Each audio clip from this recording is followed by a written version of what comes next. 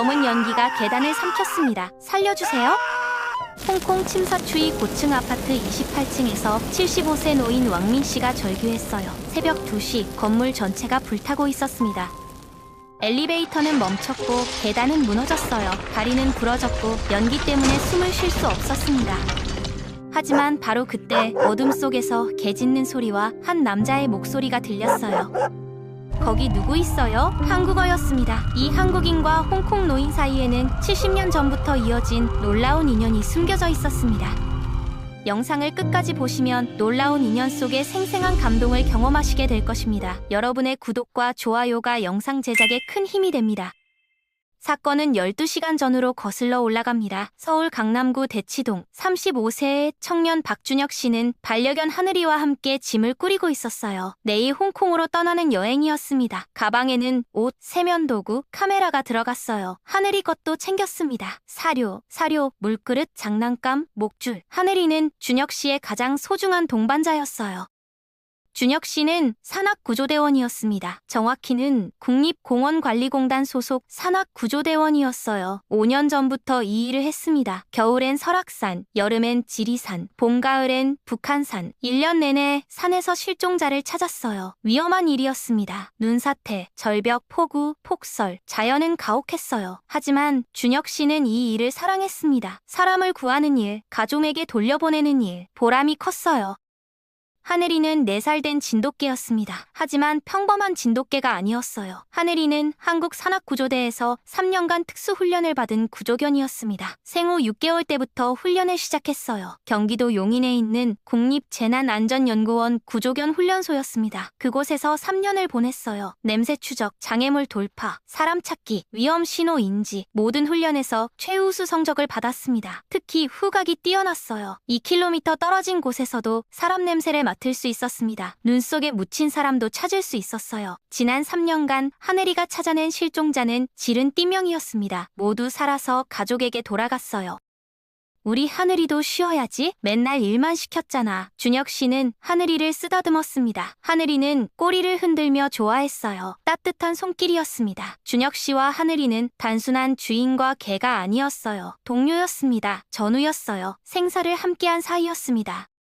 이번 홍콩 여행은 준혁 씨에게 특별했어요. 2년 만에 첫 휴가였습니다. 2년 동안 쉬지 않고 일했어요. 겨울엔 영하 20도 눈 속에서, 여름엔 폭우가 쏟아지는 산에서 밤낮 없이 실종자를 찾았습니다. 몸도 마음도 지쳐 있었어요. 무릎도 아팠습니다. 어깨도 결렸어요. 병원에 가야 했지만 시간이 없었습니다. 상사가 휴가를 강제했어요. 자네 이러다 쓰러지겠어. 좀 쉬게. 명령이야. 준혁 씨는 고민하다 홍콩을 선택했습니다. 가깝고 하늘이도 데려갈 수 있었으니까요.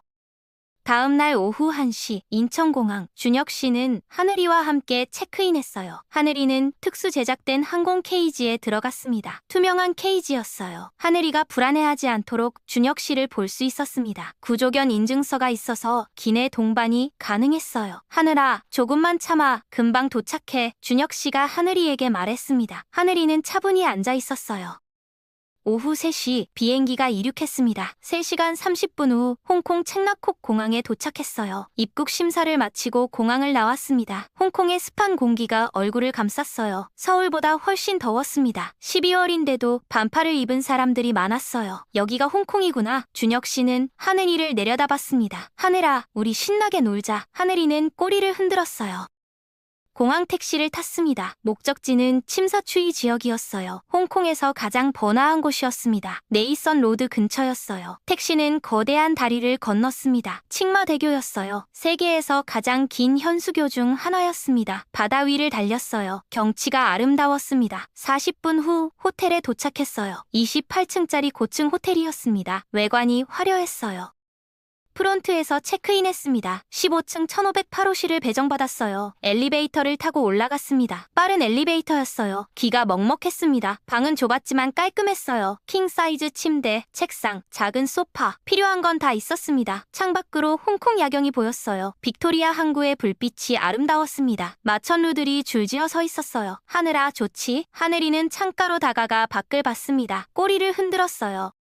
짐을 풀고 저녁 6시쯤 산책을 나갔습니다. 호텔에서 침사추이 해변 산책로까지는 걸어서 10분 거리였어요. 준혁 씨는 하늘이와 함께 천천히 걸었습니다. 거리는 사람들로 붐볐어요. 관광객, 현지인, 노점상, 활기찼습니다. 중국어, 영어, 일본어, 프랑스어, 여러 언어가 뒤섞였어요. 거리 공연도 하고 있었습니다. 악기 연주, 마술, 댄스, 볼거리가 많았어요. 해변 산책로에 도착했습니다. 빅토리아 항구가 눈앞에 펼쳐졌어요. 바다 건너편에는 홍콩섬이 보였습니다. 고층 빌딩들이 질비했어요. 해가 지고 있었습니다. 하늘이 주황빛으로 물들었어요. 아름다웠습니다. 준혁 씨는 오랜만에 편안함을 느꼈어요. 산에서만 지내다가 도시에 온 거였습니다. 신선했어요.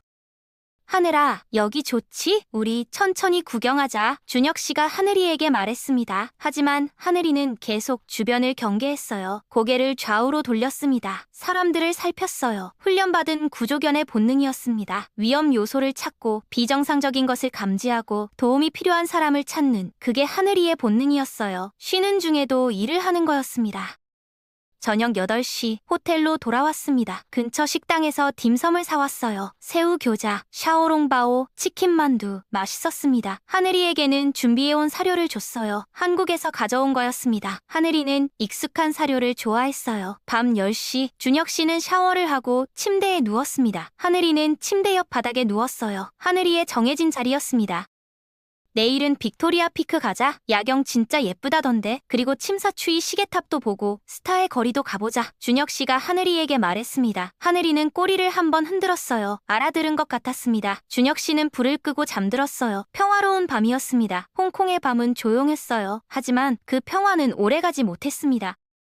새벽 2시 갑자기 화재 경보가 울렸습니다. 삐익 삐익 삐익 귀청을 찢는 소리였어요. 전자음이 방 전체를 울렸습니다. 준혁 씨는 깜짝 놀라 일어났어요. 뭐야? 처음엔 오작동인 줄 알았습니다. 가끔 그런 일이 있잖아요. 하지만 경보가 멈추지 않았어요. 계속 울렸습니다. 하늘이가 일어나 짖기 시작했어요. 멍멍 멍멍멍. 하늘이의 짖는 소리는 평소와 달랐습니다. 경고음이었어요. 위험을 감지한 거였습니다. 준혁 씨는 본능적으로 창밖을 봤습니다. 심장이 멎는 줄 알았어요. 아래층에서 검은 연기가 올라오고 있었습니다. 엄청난 양의 연기였어요. 7층쯤에서 시작된 것 같았습니다. 불길도 보였어요. 주황빛 불길이 창문을 깨고 나왔습니다. 유리가 깨지는 소리가 들렸어요. 팡! 화염이 치솟았습니다. 불이야? 큰일 났어. 준혁 씨는 급히 일어났습니다. 옷을 입었어요. 바지, 티셔츠, 운동화. 최대한 빨리 움직였습니다. 지갑과 핸드폰을 챙겼어요. 여권도 챙겼습니다. 하늘이의 목줄을 챘어요. 하늘아, 빨리 나가자. 위험해. 하늘이는 이미 문 앞에 서 있었습니다. 나갈 준비가 된 거였어요. 방문을 열었습니다. 복도는 이미 연기로 가득 찼어요. 앞이 잘 보이지 않았습니다. 회색 연기가 천장에서 바닥까지 가득 찼어요. 매캐한 냄새가 코를 찔렀습니다. 플라스틱 타는 냄새, 화학물질 냄새, 독한 냄새였어요. 준혁 씨는 코와 입을 막았습니다. 셔츠로 막았어요. 하늘이도 재채기를 했습니다. 다른 투숙객들도 방에서 나오고 있었습니다. 모두 패닉 상태였어요. 어떤 사람은 소리를 지르고 어떤 사람은 울고 어떤 사람은 멍하니 서 있었습니다. 한 여성은 어린 아이 둘을 데리고 있었어요. 아이들은 울고 있었습니다. 한 노인은 지팡이를 짚고 느리게 걷고 있었어요. 한 남자는 여자친구를 업고 있었습니다. 엘리베이터는 안 돼요. 계단으로 가세요. 호텔 직원이 복도에서 소리쳤습니다. 젊은 여성이었어요. 유니폼을 입고 있었습니다. 목소리가 떨렸어요. 겁에 질린 것 같았습니다. 하지만 임무를 다하고 있었어요. 사람들을 안내하고 있었습니다. 이쪽으로. 비상구예요. 손으로 방향을 가리켰어요. 사람들이 비상계단으로 몰렸습니다. 15층 비상구였어요. 좁은 문으로 사람들이 우르르 몰려들었습니다. 병목 현상이 일어났어요. 문이 좁았거든요. 밀지 마세요. 빨리 가. 내 아이가 어디 갔어? 여보. 비명과 울음소리가 뒤섞였습니다. 공포였어요. 사람들은 이성을 잃고 있었습니다. 준혁 씨는 하늘이를 안았습니다. 사람들이 너무 많아서 하늘이가 밟힐 수 있었어요. 하늘이는 15kg이었습니다. 준혁 씨에게는 무겁지 않았어요. 산악구조대원은 30kg 배낭을 메고도 산을 오르니까요. 하늘이를 안고 비상구로 향했습니다. 계단을 내려가기 시작했습니다. 사람들로 가득했어요. 계단이 좁았습니다. 한 번에 2명밖에 지나갈 수 없었어요. 움직임이 느렸습니다. 답답했어요. 앞 사람을 밀고 싶었지만 참았습니다. 연기가 계단으로도 올라왔어요. 아래에서 올라오는 연기였습니다. 불이 아래층에서 시작됐으니까요. 연기는 위로 올라가는 성질이 있어요. 계단을 타고 올라왔습니다. 15층, 14층, 13층 천천히 내려갔습니다. 사람들은 기침을 했어요. 연기 때문이었습니다. 어떤 사람은 구토를 했어요. 연기를 많이 마신 거였습니다. 어린아이들은 울었어요. 무서웠을 겁니다. 준혁 씨는 최대한 침착함을 유지했습니다. 구조대원으로서의 훈련이 발휘됐어요. 패닉하면 안 됐습니다. 침착해야 살 수 있었어요. 12층까지 내려왔을 때였습니다. 갑자기 큰 폭발음이 들렸어요. 꽝! 건물 전체가 흔들렸습니다. 엄청난 폭발이었어요. 진동이 느껴졌습니다. 아마 가스 폭발인 것 같았습니다. 7층에 레스토랑이 있었거든요. 거기 가스관이 폭발한 것 같았어요. 사람들이 비명을 질렀습니다. 몇몇은 계단에서 넘어졌어요. 뒤에 있던 사람들이 넘어진 사람을 밟았습니다. 아비규환이었어요. 준혁 씨도 비틀거렸지만 균형을 잡았습니다. 산악구조대원의 균형 감각이 좋았어요. 하늘이를 꼭 안았습니다. 괜찮아 하늘아, 괜찮아. 준혁 씨가 하늘이에게 속삭였어요. 하늘이는 떨고 있었습니다. 무서웠을 겁니다. 하지만 짖지 않았어요. 차분함을 유지했습니다. 연기가 갑자기 더 짙어졌습니다. 폭발로 인해 더 많은 연기가 생긴 거였어요. 앞이 전혀 보이지 않았습니다. 손을 뻗어도 안 보일 정도였어요. 사람들이 기침을 했습니다. 심한 기침이었어요. 준혁 씨도 기침이 나왔습니다. 목이 아팠어요. 셔츠로 코와 입을 막았지만 소용없었습니다. 연기가 너무 짙었어요. 하늘이도 힘들어 보였습니다. 계속 재채기를 했어요. 10층, 9층, 8층 조금씩 내려갔습니다. 하지만 움직임은 점점 느려졌어요. 사람들이 지쳐가고 있었습니다. 어떤 사람은 주저앉았어요. 더 이상 걸을 수 없었습니다. 일어나세요를 계속 가야 해요. 누군가 소리쳤어요. 하지만 주저앉은 사람은 일어나지 못했습니다. 너무 지쳤어요. 그때였습니다. 아래에서 비명이 들렸어요. 계단이 무너졌어. 누군가 소리쳤습니다. 사람들이 멈춰섰어요. 뭐라고? 계단이 무너졌다고. 어떻게? 다른 길은 없어? 공포가 퍼졌습니다. 사람들은 앞으로 가지도 뒤로 가지도 못했어요. 갇힌 거였습니다. 준혁 씨는 앞으로 나가봤습니다. 사람들 사이를 비집고 들어갔어요. 7층과 8층 사이 계단이 완전히 무너져 있었습니다. 폭발로 인한 거였어요. 큰 구멍이 뚫려 있었습니다. 철근이 드러나 있었어요. 콘크리트 덩어리가 아래로 떨어져 있었습니다. 아래로 내려갈 수 없었어요. 뛰어내리기에는 너무 높았습니다. 3m는 됐어요. 다른 계단으로 가요. 누군가 외쳤습니다. 하지만 다른 계단도 연기로 가득 찼어요. 그쪽으로 가면 더 위험했습니다. 사람들은 당황했어요. 어떻게 해야 하나? 위로 올라가야 하나? 여기서 기다려야 하나? 혼란스러웠습니다. 그때 호텔 직원이 소리쳤습니다. 옥상으로 가세요. 헬기 구조가 올 거예요. 위로 올라가세요. 목소리가 떨렸어요. 하지만 분명했습니다. 사람들이 방향을 바꿨어요. 다시 위로 올라가기 시작했습니다. 이미 8층까지 내려왔는데 다시 올라가야 했어요. 절망적이었습니다. 준혁 씨도 하늘이를 안고 위로 올라갔습니다. 선택의 여지가 없었어요. 힘들었습니다. 하늘이가 점점 무거워졌어요. 팔이 아팠습니다. 하지만 포기할 수 없었어요. 10층, 12층, 15층 숨이 찼습니다. 다리가 후들거렸어요. 연기 때문에 호흡이 힘들었습니다. 산소가 부족했어요. 17층, 19층, 20층 계속 올라갔습니다.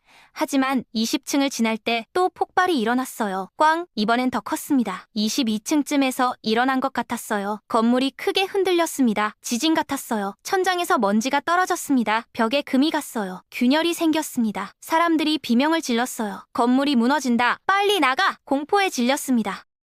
하지만 멈출 수 없었어요. 계속 올라가야 했습니다. 25층, 26층, 27층 거의 다 왔어요. 옥상까지는 28층을 지나면 됐습니다. 조금만 더였어요. 하지만 준혁 씨는 다리에 힘이 완전히 풀렸습니다. 너무 힘들었어요. 숨이 턱까지 찼습니다. 하늘이를 내려놓고 싶었어요. 하지만 안 됐습니다. 사람들이 밟을 수 있었습니다. 준혁 씨는 이를 악물고 올라갔어요. 조금만 더 스스로에게 말했습니다. 28층에 도착했습니다. 사람들은 계속 위로 올라갔어요. 옥상을 향해서요. 옥상 문이 보였습니다. 조금만 더 가면 됐어요. 하지만 준혁 씨는 이상한 소리를 들었습니다. 신음소리였어요. 작은 소리였습니다. 하지만 구조대원의 귀는 예민했어요. 5년간 산에서 실종자를 찾으며 작은 소리에도 반응하도록 훈련됐거든요. 준혁 씨는 멈춰섰습니다. 잠깐만 주변을 둘러봤어요. 28층 복도였습니다. 연기로 가득했어요. 앞이 전혀 보이지 않았습니다. 하지만 신음소리는 분명했습니다. 또 들렸어요. 살려주세요. 약한 목소리였습니다. 누군가 복도에 있었어요. 준혁 씨는 망설였습니다. 위로 올라가야 했어요. 자신도 살아야 했습니다. 옥상까지 조금만 더였어요. 하지만 신음소리가 계속 들렸습니다. 멈출 수 없었어요. 다른 사람들은 계속 위로 올라갔습니다. 아무도 멈추지 않았어요. 아무도 신경 쓰지 않았습니다. 다들 자기 목숨이 급했으니까요. 당연했어요. 비난할 수 없었습니다. 생존 본능이었어요. 하지만 준혁 씨는 구조대원이었습니다. 사람을 구하는 게 본능이었어요. 5년 동안 그렇게 살았습니다. 몸에 배어 있었어요. 거기 누구세요? 대답해주세요. 준혁 씨가 소리쳤습니다. 대답이 없었어요. 신음만 들렸습니다. 준혁 씨는 결정했습니다. 하늘이를 내려놓았어요. 하늘아, 찾아! 준혁 씨가 명령했습니다. 이건 훈련받은 명령어였어요. 사람을 찾으라는 뜻이었습니다. 하늘이는 3년간 이 명령에 복종하도록 훈련받았어요. 하늘이는 즉시 움직였습니다. 꼬리가 곧게 섰어요. 집중하는 자세였습니다. 귀가 쫑긋 섰어요. 모든 감각을 동원했습니다. 바닥에 코를 대고 냄새를 맡기 시작했어요. 3년간 훈련받은 기술이었습니다. 하늘이는 연기 속에서도 사람 냄새를 맡을 수 있었어요. 천천히 복도로 들어갔습니다. 준혁 씨가 따라갔어요. 연기가 너무 짙었습니다. 앞이 안 보였어요.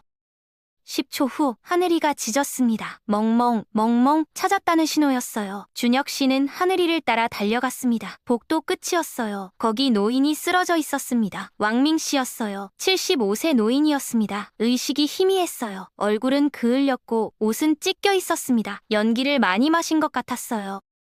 준혁 씨는 노인의 맥박을 확인했습니다. 손목에 손가락을 댔어요. 아직 뛰고 있었습니다. 약했지만 살아있었어요. 할아버지, 정신 차려요. 준혁 씨가 노인을 흔들었습니다. 노인의 어깨를 잡고 흔들었어요. 노인이 천천히 눈을 떴습니다. 흐릿한 눈동자였어요. 초점이 없었습니다. 누구세요? 노인이 약한 목소리로 물었습니다. 광동어였어요. 준혁 씨는 광동어를 몰랐습니다. 하지만 상황은 이해했어요. 일어나야 해요. 빨리. 준혁 씨가 노인을 일으키려 했습니다. 노인의 팔을 잡고 일으켰어요. 하지만 노인은 고개를 저었습니다. 얼굴을 찡그렸어요. 고통스러워 보였습니다. 노인은 자신의 다리를 가리켰어요. 왼쪽 다리였습니다. 준혁 씨가 확인했습니다. 바지를 걷어 올렸어요. 다리가 이상하게 꺾여 있었습니다. 정상적인 각도가 아니었어요. 골절이었습니다. 복합골절 같았어요. 심했습니다. 뼈가 튀어나온 것 같았어요. 아마 넘어지면서 다친 것 같았습니다. 혼자서는 걸을 수 없었어요. 준혁 씨는 빠르게 판단했습니다. 업고 가야 했어요. 다른 방법이 없었습니다. 제가 업을게요. 꼭 잡으세요. 준혁 씨가 말했습니다. 노인은 한국어를 알아듣지 못했지만 준혁 씨의 의도는 이해했어요. 준혁 씨는 노인을 업었습니다. 등에 업었어요. 노인은 가벼웠습니다. 50kg도 안 되는 것 같았어요. 너무 마른 거였습니다. 뼈만 남은 것 같았어요. 준혁 씨는 하늘이와 함께 계단으로 향했습니다. 하지만 계단 입구에 도착했을 때 절망했습니다. 계단이 무너져 있었어요. 아까 폭발로 인해 28층 계단도 붕괴된 거였습니다. 큰 구멍이 뚫려 있었어요. 철근이 드러나 있었습니다. 위로도 갈 수 없었어요. 29층 계단도 막혀 있었습니다. 완전히 고립됐어요. 준혁 씨는 당황했습니다. 이런, 어떡하지? 연기가 점점 더 짙어졌습니다. 불길이 가까워지고 있었어요. 열기가 느껴졌습니다. 시간이 없었어요. 등 뒤에 노인이 중얼거렸습니다. 광동어였어요. 준혁 씨는 알아들을 수 없었지만 포기하는 말인 것 같았습니다. 노인은 준혁 씨를 내려놓으라는 듯 몸을 비틀었어요. 자신 때문에 준혁 씨가 죽으면 안 된다는 뜻이었습니다. 젊은이를 살려야 한다고 생각한 거였어요. 하지만 준혁 씨는 노인을 더 꽉 잡았습니다. 안 돼요. 같이 나가요. 꼭 살아요.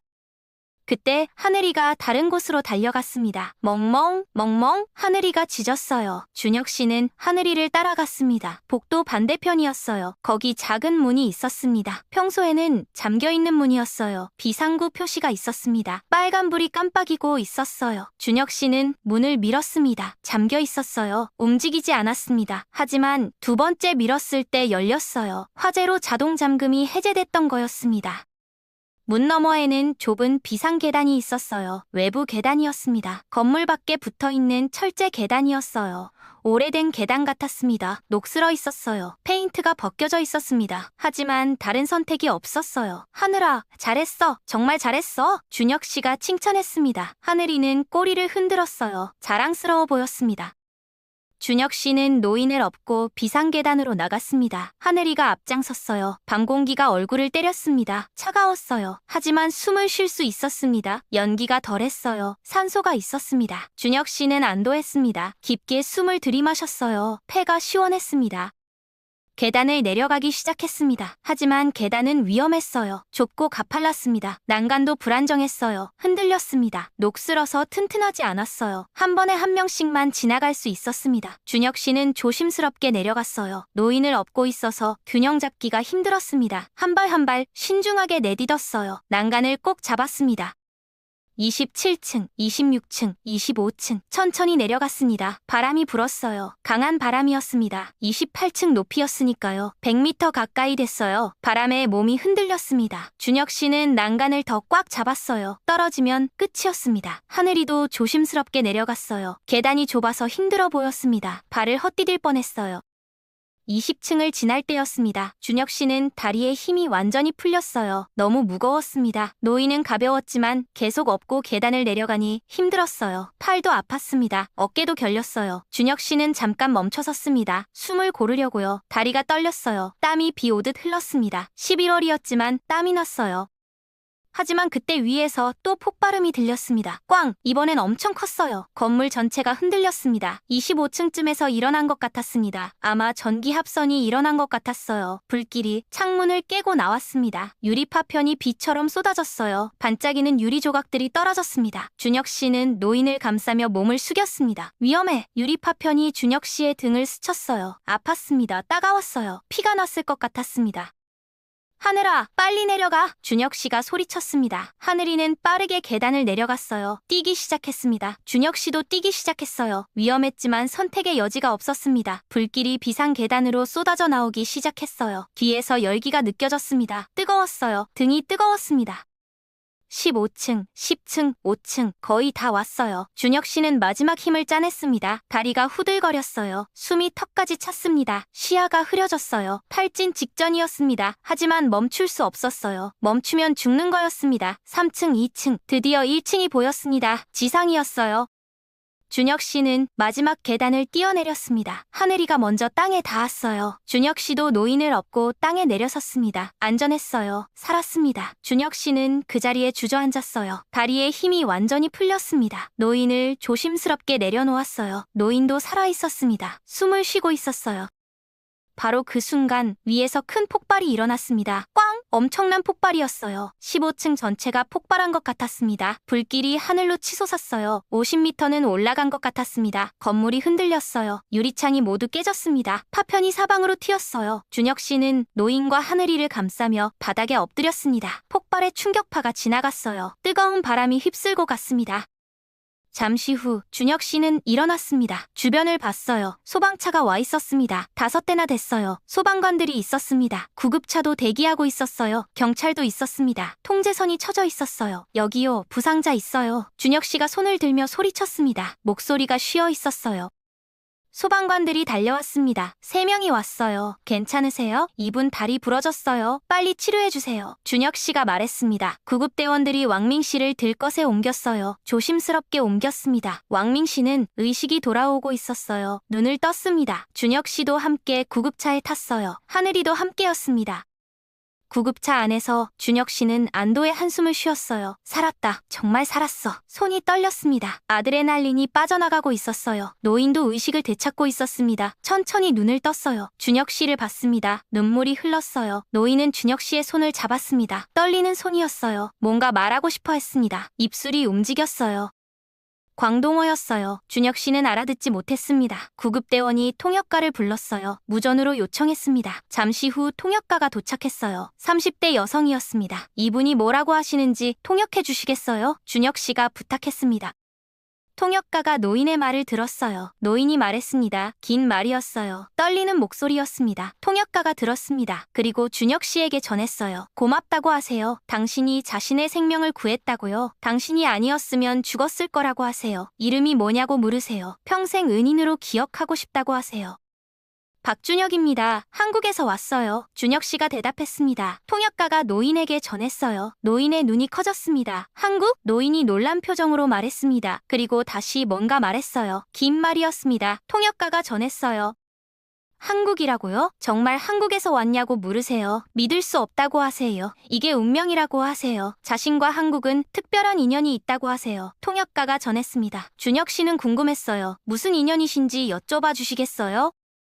통역가가 노인에게 물었습니다. 노인이 대답했어요. 긴 이야기였습니다. 통역가가 들으며 고개를 끄덕였어요. 그리고 준혁 씨에게 전했습니다. 이분이 70년 전 한국전쟁 때 한국에 가셨대요. 영국군 소속이었대요. 19살 때 한국전쟁에 참전했대요. 1951년이었대요. 임진강 전투에 참가했대요. 그때 중공군의 공격을 받고 부대가 흩어졌대요. 이분은 혼자 남았대요.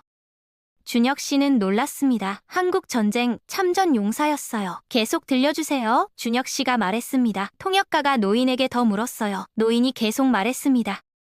며칠 동안 산속을 헤맸대요. 굶었대요. 물도 없었대요. 죽을 것 같았대요. 그때 한 한국 마을에 도착했대요. 작은 마을이었대요. 거기서 한 할머니를 만났대요. 70대 할머니였대요. 할머니가 자신을 봤대요. 군복을 보고 영국군인 걸 알았대요. 할머니는 자신을 집으로 데려갔대요. 밥을 줬대요. 쌀밥과 김치였대요. 물도 줬대요. 이틀 동안 머물게 해줬대요. 그 할머니는 자신도 굶고 있었대요. 먹을 게 없었대요. 하지만 자신에게 밥을 줬대요. 자신의 몫을 나눠줬대요. 이분은 그 은혜를 평생 잊지 못했대요. 그 덕분에 살았대요. 부대로 돌아갈 수 있었대요. 그 후 영국으로 돌아갔대요. 홍콩으로 이민 와서 살았대요. 하지만 평생 그 할머니를 잊지 못했대요. 이름도 몰랐대요. 어디 사는지도 몰랐대요. 찾고 싶었지만 찾을 수 없었대요. 준혁 씨는 가슴이 뭉클했습니다. 그런 이야기가 있었어요. 통역가가 계속 전했습니다. 그런데 70년 후 다시 한국 사람에게 생명을 구했다고 하세요. 이게 우연이 아니라고 하세요. 운명이라고 하세요. 하늘이 보낸 거라고 하세요. 그때 받은 은혜를 갚는 거라고 하세요. 준혁 씨는 노인의 손을 꼭 잡았습니다. 할아버지가 한국전쟁 참전 용사셨군요. 정말 감사합니다. 우리나라를 위해 싸워주셔서요. 할아버지 덕분에 우리나라가 지켜졌어요. 저도 감사드려요. 통역가가 노인에게 전했어요. 노인은 고개를 저었습니다. 그리고 다시 말했어요. 통역가가 전했습니다. 아니라고 하세요. 자신이 감사해야 한다고요. 한국 사람들이 자신을 살렸다고요. 그때도 지금도 한국 사람들은 천사라고 하세요. 당신과 이 개가 천사라고 하세요. 평생 잊지 못할 거라고 하세요. 준혁 씨는 눈시울이 붉어졌습니다. 괜찮아요. 당연한 일 했을 뿐이에요. 할아버지도 우리나라를 위해 싸워주셨잖아요. 이게 보답이에요. 서로가 서로를 도운 거예요. 노인은 계속 울었습니다. 70년 전 기억이 떠오르는 것 같았어요. 젊은 시절, 전쟁터, 굶주림, 그리고 한국 할머니의 따뜻한 밥, 모든 게 생생했습니다. 그리고 70년 후 다시 한국 청년에게 생명을 구한 거였어요. 운명 같았습니다. 그때 한 소방관이 구급차 안으로 들어왔습니다. 실례합니다. 이 개 주인분이신가요? 하늘이를 가리켰어요. 네, 제 개예요. 준혁 씨가 대답했습니다. 이 개가 대단하네요. 어떻게 이렇게 침착해요? 구조견인가요? 소방관이 물었습니다.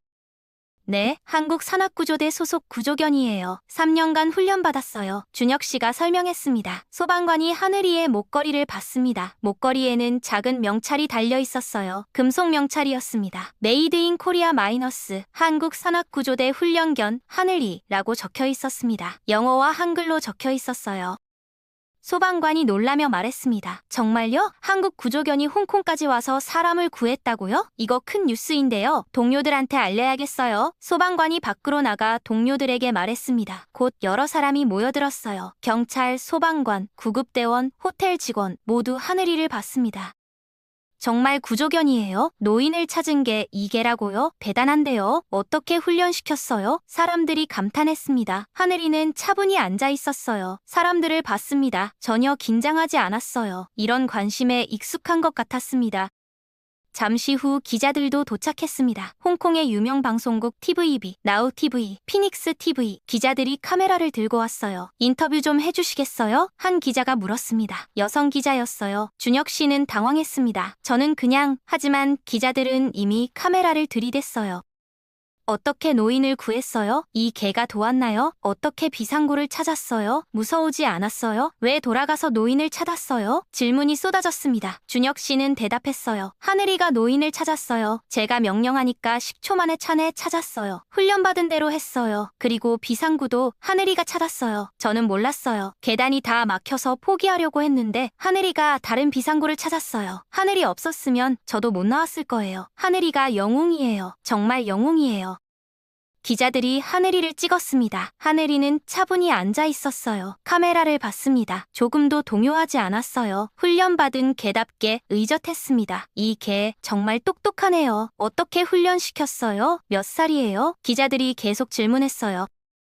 하늘이는 4살이에요. 생후 6개월 때부터 3년간 한국산악구조대에서 특수훈련을 받았어요. 실종자 수색, 생존자 찾기, 위험상황 대처, 장애물 돌파 모든 훈련을 받았어요. 지난 3년간 하늘이가 찾아낸 실종자는 42명이에요. 오늘이 43번째예요. 모두 살아서 가족에게 돌아갔어요. 준혁 씨가 자랑스럽게 설명했습니다.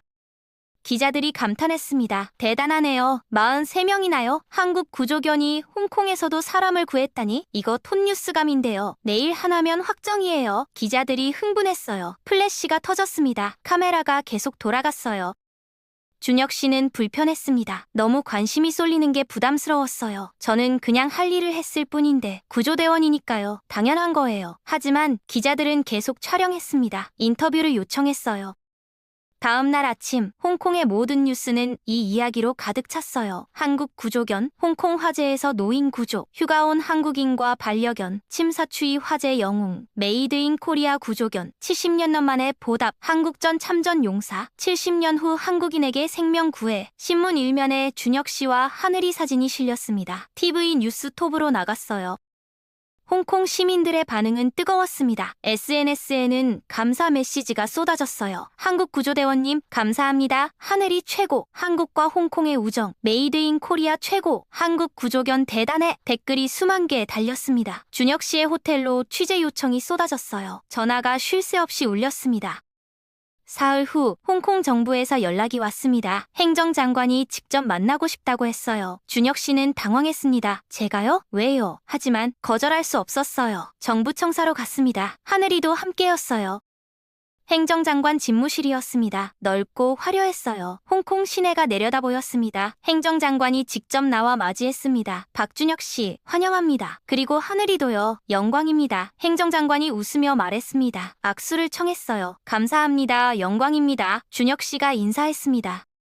당신이 한 일은 정말 대단합니다. 왕밍 씨뿐 아니라 홍콩 시민 모두가 감사하고 있어요. 당신은 영웅입니다. 하늘이도 영웅이에요. 행정장관이 말했습니다. 그리고 상자를 건넸어요. 빨간 상자였습니다. 이건 작은 감사의 표시입니다. 받아주세요. 준혁 씨가 상자를 열었습니다. 훈장이었어요. 홍콩 용감 시민 훈장이었습니다. 금색 훈장이었어요. 무거웠습니다. 이건 준혁 씨는 놀랐습니다. 당신은 자격이 충분합니다. 목숨을 걸고 노인을 구했어요. 그리고 하늘이에게도 특별 메달을 드리고 싶어요. 행정장관이 하늘이에게 메달을 걸어줬습니다. 은색 메달이었어요. 하늘이는 차분히 앉아 있었습니다. 꼬리를 한번 흔들었어요. 그날 저녁 준혁 씨는 왕밍 씨를 병원에서 만났습니다. 왕밍 씨는 수술을 받고 회복 중이었어요. 다리 수술이었습니다. 복합골절을 치료했어요. 성공적이었다고 했습니다. 병실에 들어가자 왕밍 씨가 밝게 웃었어요. 손을 흔들었습니다. 훨씬 좋아 보였어요. 할아버지 어떠세요? 준혁 씨가 물었습니다. 통역가가 함께였어요. 좋아요. 많이 좋아졌어요. 덕분에 살았어요. 정말 감사해요. 왕민 씨가 대답했습니다. 통역가가 전했어요. 병실에는 왕민 씨 가족도 있었습니다. 며느리, 손자, 손녀, 아들 모두 준혁 씨에게 고개를 숙였어요. 감사합니다. 정말 감사합니다. 아버지를 구해주셔서요. 며느리가 울먹이며 말했습니다. 영어였어요. 아버지를 구해주셔서 정말 감사합니다. 당신이 아니었으면 아버지를 잃을 뻔했어요. 평생 은혜 잊지 않겠습니다. 며느리는 말을 잇지 못했어요. 너무 감정이 북받쳤습니다. 준혁 씨는 손을 저었어요. 괜찮아요. 당연한 일 했을 뿐이에요. 구조대원이니까요. 왕민 씨가 뭔가 말했습니다. 긴 말이었어요. 통역가가 전했습니다. 70년 전 한국에서 받은 은혜를 이제야 갚았다고 하세요. 한국 할머니가 자신을 살렸고 70년 후 한국 청년이 또 자신을 살렸다고요. 그리고 한국 개까지 도왔다고요. 이게 인연이라고 하세요. 하늘이 정한 인연이라고요. 꼭 다시 만나자고 하세요. 한국에 가고 싶다고 하세요. 준혁 씨는 왕민 씨의 손을 잡았습니다. 네, 꼭 다시 만나요. 한국에 오세요. 할아버지 건강하세요. 빨리 회복하세요. 왕민 씨는 고개를 끄덕였어요. 눈물을 흘렸습니다. 행복한 눈물이었어요. 일주일 후 준혁 씨는 서울로 돌아왔습니다. 하늘이와 함께였어요. 인천공항에는 기자들이 기다리고 있었습니다. 한국에서도 이 뉴스가 크게 보도됐거든요. 박준혁 구조대원님, 한 말씀 해주세요. 하늘이 좀 찍어도 될까요? 기자들이 마이크를 들이댔습니다. 준혁 씨는 짧게 말했습니다. 저는 제 일을 했을 뿐입니다. 하늘이가 진짜 영웅이에요. 노인을 찾은 것도 비상구를 찾은 것도 모두 하늘이에요. 앞으로도 하늘이와 함께 더 많은 사람을 구하겠습니다. 하늘이는 준혁 씨 옆에 앉아 있었어요. 차분했습니다. 카메라 플래시가 터졌습니다.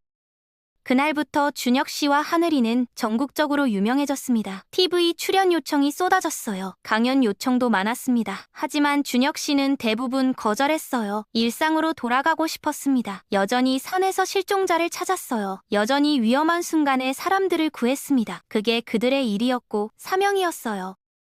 하늘이의 목걸이에는 여전히 메이드 인 코리아라는 명찰이 달려 있었어요. 그 명찰은 자랑이었습니다. 한국의 자랑, 하늘이의 자랑이었어요. 그 작은 명찰이 홍콩에서 한 노인의 생명을 구했습니다. 1년 후 왕민 씨로부터 편지가 왔습니다. 다리가 완전히 회복됐다고 했어요. 곧 한국을 방문하고 싶다고 했습니다. 70년 만에 다시 한국 땅을 밟고 싶다고요. 그때 받은 은혜를 직접 갖고 싶다고 했습니다. 준혁 씨는 웃으며 답장을 썼습니다. 언제든 오세요. 저와 하늘이가 환영하겠습니다. 한국은 할아버지의 제2의 고향입니다. 이것은 한 사람의 선행이 국경을 넘고 세대를 넘어 순환한 이야기랍니다. 70년 전 한국 할머니의 작은 친절이 한 청년의 인생을 바꿨고 그 청년은 70년 후 한국 구조대원에게 생명을 구했습니다. 그리고 한국에서 훈련받은 구조견이 그 구조를 도왔어요. 선행은 결코 사라지지 않습니다. 언젠가 다른 형태로 돌아옵니다. 이것이 바로 인간의 품격이고 인류애의 본질입니다. 메이드 인 코리아는 단순한 제품 표시가 아니었습니다. 그것은 한국 사람들의 마음, 한국의 정신, 그리고 은혜를 잊지 않는 문화였습니다.